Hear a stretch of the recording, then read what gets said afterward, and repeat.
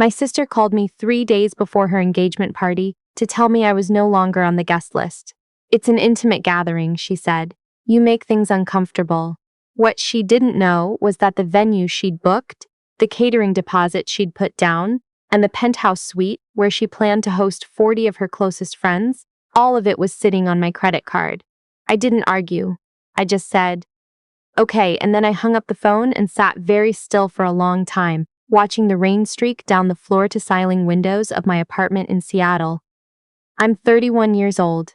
I'm a licensed CPA and a senior tax strategist at a mid-sized firm in downtown Seattle, the kind of job where you spend your days untangling other people's financial disasters before they become irreversible. I am very good at spotting a bad deal. It's embarrassing how long it took me to recognize that my own family was one. Have you ever been the person in your family that everyone calls when something goes wrong, but never the person they call when something goes right? Drop a comment and let me know where you're listening from right now. I'd love to know who's part of this community. And if you've ever been the family ATM while also being the family outcast, hit like and subscribe because this one's for you. My parents divorced when I was 12. My father remarried fast, within 2 years, to a woman I'll call my stepmother, which is the most diplomatic thing I can bring myself to say about her. She had a daughter from her first marriage, a year younger than me, who my father absorbed into his life with a warmth and enthusiasm he had never once directed at me. That daughter became the sun around which our entire household rotated. I became the weather. I was the one who got a part-time job at 16 to cover my own school clothes. I was the one who put myself through college on a combination of scholarships, loans, and 2 jobs I worked simultaneously for 3 years. My father paid for my stepsister's tuition in full. He co-signed her first apartment. He bought her a car for her 22nd birthday and told me, when I asked about it, that I was more independent and therefore needed less from him. I had learned to be independent because no one was offering to help, but I never said that out loud. I just filed it away and kept moving. I moved to Seattle at 25 for the job. I was good at it. I got promoted. I started making real money for the first time in my life, and somewhere along the way I made a mistake that took me 6 years to fully understand. I started saying yes. My father called 2 months after I got my first significant bonus. He was in a rough patch. My stepmother's car needed transmission work. Could I help? It was $1,400. I said yes. It felt good to say yes. It felt like proof that I had made it, that I was the bigger person, that love was something you could demonstrate through action. That was the crack in the foundation, and once they saw it, they started pushing. Over the next 6 years, the requests came in a steady, reliable rhythm, like a subscription I had never agreed to but couldn't seem to cancel. My father's property taxes when he got behind, my stepsister's photography equipment, over $6,000 for a camera setup she used for 4 months before pivoting to content creation. A medical bill, a legal fee I was never given the full details on, a loan that was always referred to as a loan but never repaid. I kept a spreadsheet. I am a CPA. It is my nature to document things. By the time I turned 30, the total was sitting at just over $340,000. I stared at that number one night after a 14-hour workday and felt something loosen behind my sternum that I couldn't quite name.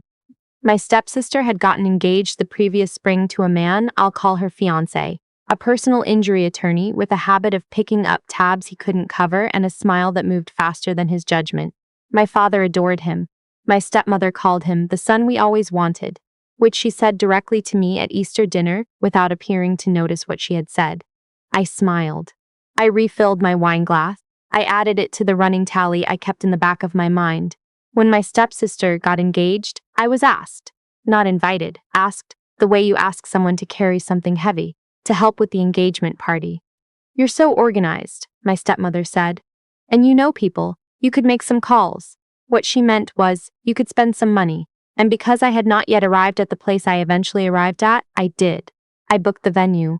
I put down the catering deposit. I reserved the penthouse suite at a boutique hotel downtown, the kind of place that required a credit card hold just to confirm. I spent 3 weeks organizing vendors, managing RSVPs, coordinating a florist who charged by the stem, and then my sister called to tell me I wasn't invited. I asked why.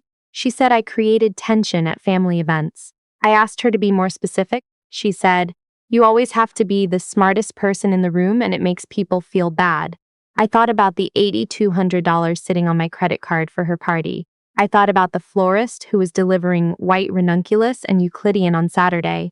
I said, okay, and I hung up.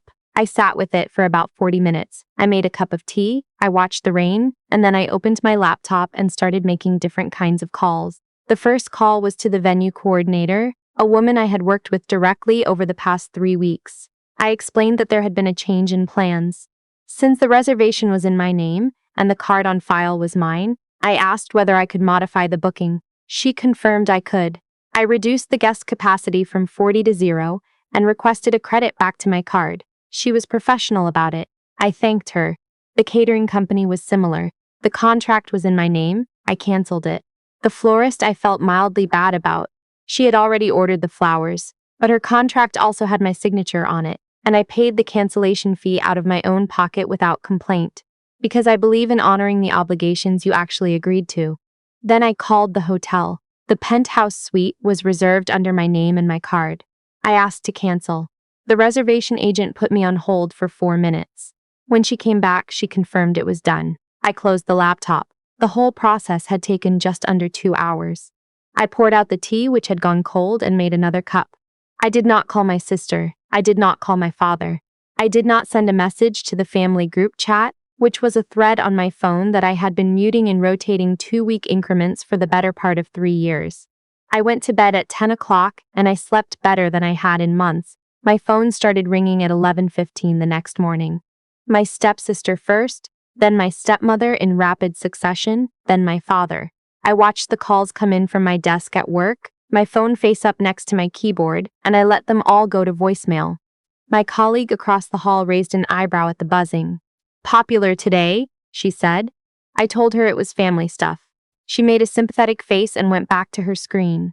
At lunch, I listened to the voicemails in the parking garage with my car running and the heat on. My stepsister's message was 11 seconds long and mostly profanity. My stepmother's was longer, a controlled outrage in a tight voice, informing me that what I had done was spiteful and immature and that I had humiliated the family in front of people who mattered. My father's was the one that stayed with me. He didn't yell. He just said, I thought you were better than this, like I had broken something I was supposed to protect, like the natural order of things required me to absorb the insult and still foot the bill. I deleted all 3 and went back inside. What happened next is the part of this story I genuinely did not see coming, and I am a person whose entire professional life is built around anticipating things that have not yet happened. I had a colleague, a friend really, someone I trusted, who did tax work for small businesses and occasionally crossed paths with my stepsister's fiancé through a mutual client. She called me that same evening, and the tone of her voice when I picked up was the kind of careful but urgent that you recognize immediately as someone holding something they're not sure they should say. I need to tell you something, she said, and I want you to know that I looked into it before I called you, because I didn't want to say it if I wasn't sure. What she told me took about 20 minutes. Her mutual client had come to her with a concern about some investment paperwork he'd been asked to sign. The fiancé had approached several people in his professional circle, including people in my father's social orbit, about a real estate investment opportunity. Limited liability structure, projected returns, the whole architecture of legitimacy. But when her client had taken it to his own attorney, something in the paperwork didn't hold up. The LLC had been formed 2 months before the engagement. The managing partner listed was not the fiancé. The address on the operating agreement was a UPS store in Phoenix. She sent me the documents she'd been given. I opened them at my kitchen table at 9 o'clock at night with a glass of water and a very still feeling in my chest. I know what real estate investment documents are supposed to look like. I have filed enough of them, reviewed enough of them, flagged enough of them to recognize the difference between sloppy and fraudulent. This was not sloppy. I called a contact I have, a forensic accountant who consults on litigation support, and asked if she could look at something for me as a professional courtesy. She called me back the next morning. Where did you get this? She said, not as a question. I told her it had come through a colleague. She said the LLC structure had the markers of something designed to collect funds and disperse them to a separate account before investors could make any claims. She said she would be willing to put that in writing. I sat with all of this for 3 days. I went to work. I filed returns. I answered emails. I had dinner with a friend on Thursday and didn't mention any of it. I am not someone who moves impulsively. Impulsive decisions are how you end up with problems that outlast the original grievance. On Friday afternoon, I made an appointment with an attorney who specializes in civil fraud. I brought everything: the LLC documents, my forensic accountant's written assessment, the names of the people my colleague had identified as having signed on. I also brought my spreadsheet, 6 years of itemized transfers to family members, each one dated and documented, because I am a CPA and documentation is the closest thing I have to a superpower. My attorney looked at the spreadsheet for a long time. Did anyone sign anything? She asked. Promissory notes, loan agreements, anything in writing? A few of them had. Not all, but a few of them had, because early in this arrangement, when I still believed we were operating in a framework of mutual good faith, I had asked. And my father, to his credit, had signed 2 of them, for a combined total of just over $60,000. Okay, my attorney said, that I find deeply reassuring in professionals whose job is to manage bad situations. We have options. I want to be clear about something. The decision I made next was not about revenge. I know that's the word people reach for in stories like this, but revenge implies emotion, and by this point I was operating almost entirely on logic. I was a tax strategist looking at a balance sheet, and the balance sheet had a fraud-shaped hole in it that was about to get a lot bigger if someone didn't act. I reported the LLC situation to the State Attorney General's Consumer Protection Division. My attorney filed on my behalf. We provided everything: the operating agreement, the investor names, the forensic assessment. That same week, she sent a formal demand letter to my father regarding the 2 signed promissory notes. I did not warn them. I did not give them a chance to get ahead of it. This sounds cold. I know it sounds cold, but I had given my family 6 years of patience and generosity and the benefit of every doubt I had, and in return I had been disinvited from a party I had paid for and told I made people uncomfortable. I was done extending courtesies that were never extended to me. The engagement party happened on Saturday without the venue, without the catering, and without the penthouse suite. I know because my stepsister posted about it on social media. They had moved it to my father's backyard at the last minute. There were paper plates in one photo. The flowers were from a grocery store. She looked like she was trying very hard to appear like she didn't care, which is the exact face you make when you care enormously. I did not comment. I did not watch the stories more than once. I put my phone down and went for a long walk along the waterfront in the early November cold, the kind of cold that gets into your collar and makes you feel very awake. The calls started again on Monday. This time it was different. My father called 4 times in 2 hours. When I finally picked up, his voice was not the controlled disappointment from the voicemail. It was something unsteady, something I had not heard from him since I was a kid. There are lawyers involved, he said. What did you do? I told him, plainly and without drama, exactly what I had done. I told him I had reported a fraudulent investment scheme to the state, because I had professional and legal obligations when I become aware of potential securities fraud, and because 3 people I was able to identify had already signed documents. I told him that his signed promissory notes were being handled through civil demand, and that if he wanted to discuss the path forward, he should have his own attorney contact mine. He asked me why I hadn't come to him first. I thought about that question for a moment. I thought about the 11-second voicemail, the Easter dinner car at her 22nd birthday, the 6-year spreadsheet. I did come to you first, I said. Every time you called? For 6 years, you just didn't notice. I hung up. I did not cry. I want to be honest about that. I did not cry, and I was not sure what that meant about me, and then I decided it didn't mean anything except that I had run out of the particular kind of hope that makes tears feel relevant. My stepmother called the next morning and left a voicemail so long that it cut off and she had to call back to finish it. She said I was tearing the family apart. She said I was doing this because I was jealous. She said that my stepsister had always tried to include me, and I had always been the one to make things difficult. She said she didn't know where she went wrong with me. She went wrong with me in a lot of places, but the specifics aren't the point. The point is that none of what she said was new. It was the same story they had always told about me, just louder now, with legal pressure behind it.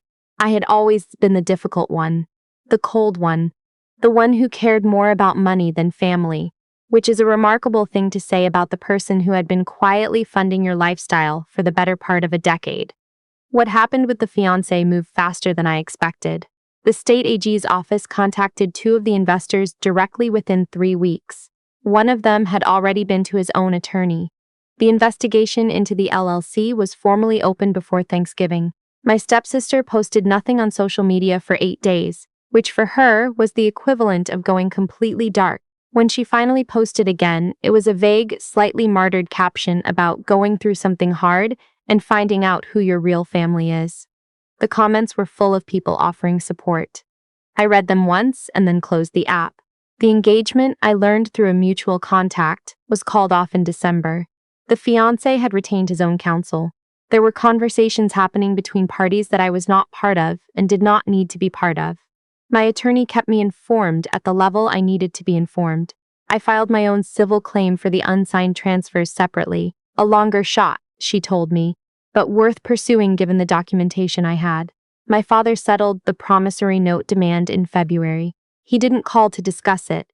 His attorney contacted mine, they worked out a repayment schedule, and I received a wire confirmation on a Tuesday afternoon while I was eating lunch at my desk. I looked at the confirmation number for a moment. Then I saved it to the folder I keep for documents I might need later. I am not going to tell you I feel nothing. That would be its own kind of dishonesty. There is something that lives in the space where my relationship with my father used to be, something I don't have a clean word for. It is not grief exactly, because grief implies you lost something that was fully yours. It is more like the particular kind of tiredness that comes after you've been carrying something for a very long time and you finally put it down. And your arms still remember the weight, even though your hands are empty. I live a quieter life now. I have the same apartment, the same job, the same walk along the waterfront when I need to clear my head. I have colleagues I like and a close friend who brings me soup when I'm sick and asks real questions about how I'm doing. I have weekends that belong to me. I have a savings account that is growing instead of depleting. I have evenings where nobody calls with a crisis that is somehow, inexplicably, mine to solve. On a Sunday in March, I opened my laptop and navigated to the spreadsheet. 6 years of dates and dollar amounts, a ledger of a version of love that was never going to give me anything back. I scrolled through it for a while, not looking for anything, just looking. Then I selected all of it, right-clicked, and deleted it. The laptop asked if I wanted to permanently remove the file. I clicked yes without hesitating. The folder was empty, the number was gone, and sitting in my apartment on a quiet Sunday morning with the rain starting up again outside, I felt something I had not felt in a long time, which was simply that nothing was wrong.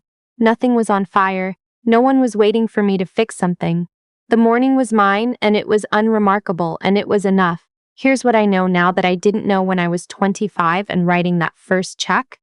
Generosity without accountability is not generosity.